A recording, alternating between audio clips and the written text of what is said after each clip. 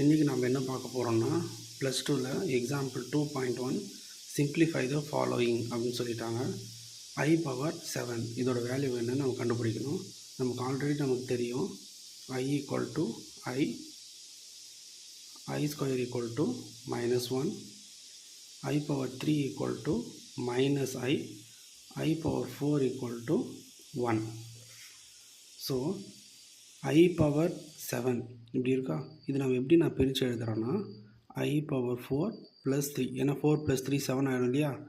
அப்போது இது எப்படி பிரித்து எழுதலாம் மறுபடியும் பாருங்கள், i⁻4 × i⁻3 இப்படி எழுதலாம். எனக்கு ஆல்ரெடி தெரியும் i⁻4 value 1. So 1, i⁻3 value என்னென்னா -i. So 1 × -i -i. So i⁻7 value என்னென்னு பார்த்தீங்கன்னா -i.